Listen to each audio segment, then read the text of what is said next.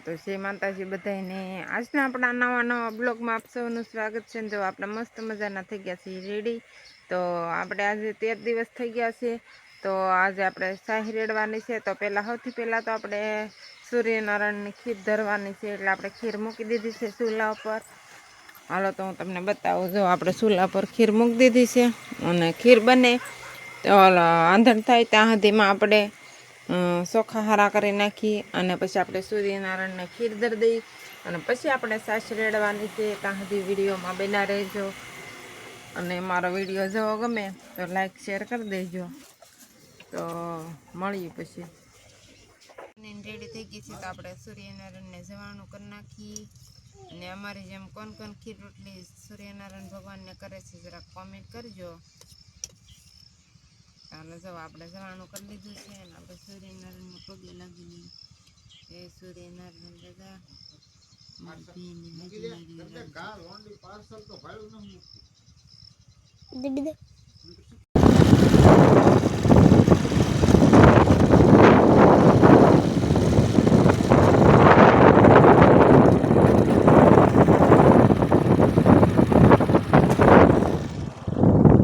બાપા આવી ગયા છીએ. કાર્તિકને આપણે પગે લગાડવાનો હતો તો આપણે એને પગે લગાડી લીધો છે. ને મારા બેનને માનતા હતી પેંડા ધરવાની તો આપણે બધા આવી ગયા છીએ. જો અમારા કાર્તિક પગે લાગી લીધા બધા આવેલા છીએ. હાલો તો આપણે પગે લાગી લીધા છીએ અને મળશું બીજા વિડીયોમાં બના રહીશું. આપણે ગામમાં ગયા હતા તો કોણ લાવ્યા છીએ તો જો બધા કોણ ખાવાનું ચાલુ કરી દીધું છે. આપણે પણ લઈ લીધો છે અને બધા કોણ ખાય છે. એ તો ઓગળી જાય ગામમાંથી અહીંયા આવી તો ઓગળી ન જાય. હાલો તો આપણે કોણ ખાઈ લઈ અને પછી મળશું. ત્યાં સુધી વિડીયોમાં બના રહી. રાખડી બાંધવાનું દીદું ચાલુ કરી દીધું છે. તો જો દીદું બાંધી પછી આપણે જવાનું છે મારા ભાઈને બાંધવા. તો ત્યાં જઈ ત્યારે મળશું. ત્યાં સુધી વિડીયોમાં બના રહેજો. જો આ નિર્ભયને બાંધી દીધી છે ને હવે કાર્તિકનો વારો આવે છે તો કાર્તિકને પણ બાંધવાની છે પણ એ બાંધવા દેતો નથી એટલે પછી બાંધી દઈશું એને. હાલો તો મળશું બીજા વિડીયોમાં.